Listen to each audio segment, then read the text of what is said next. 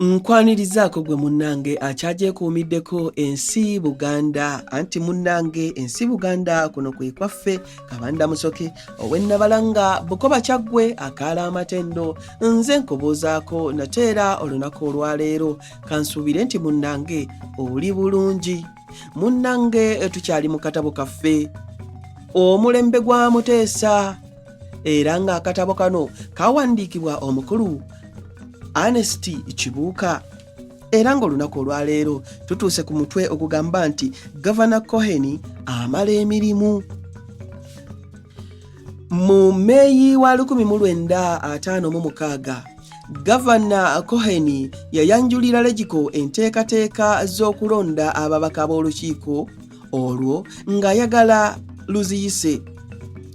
Yayagala Legiko ekakase nti mu 1961 wagenda kubeerawo okulonda obutereevu oba giyite direct election ababaka ba Legiko mu Uganda yonna, era okulonda okwo nga kugenda kugoberera ennonda ya common roll oba giyite ey'ekikungo, naye nga wassibwawo ebifo ebitereke olwa Kabaka, Abazungu n'Abayindi abaali mu Uganda. Enteekateeka y'okulonda obutereevu bwe yayanjulwa mu Legiko bonna baagikkiriza, naye eby'okuterekera Abazungu n'Abayindi ebifo, abaddugavu bonna abaali mu Legiko baakigaana.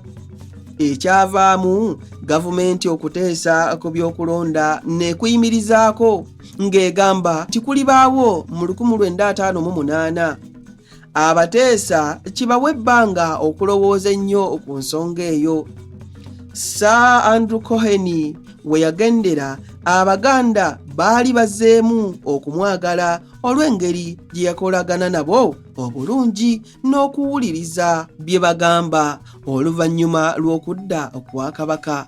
Era bwe yali ng'agenda waliwo bangi abaamusaalirwa nga bagamba nti yandigize ng'akyafuga kubanga ye yali amanyi ebizibu byabwe, anti omukwano ogweyagaza oluusi munnange guva mu ngabo.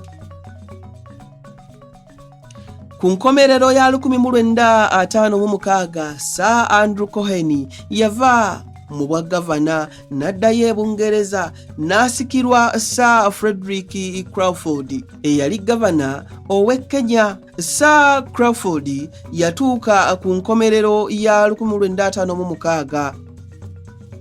Abantu tebasooka kumwesiga nga balowooza nti nga bw'abadde Kenya ng'ayigganya abamawumawu bamuleese kuno atigomya abantu ba Buganda. Kyokka yali mufuzi mulungi era yali mukwano gwa Kabaka Muteesa II era baakolagana bulungi. Munnange ntuuse ku mutwe ogugamba nti Bulange empya. Omwami Sserwano Kulubya ajjukirwa olw'okutandikawo ensawo ey'okuzimba Bulange.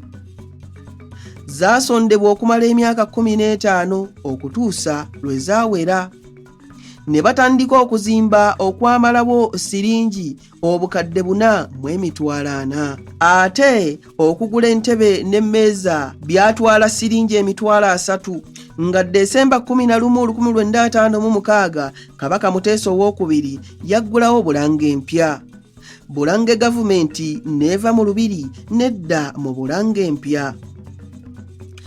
Abange ebyo nno kambikomye wano, nkomewo mu kitundu ekirala ng'ate munnange nkuwa ebirala, nange kanzire Ennabalanga Bukoba Kyaggwe akaala amatendo.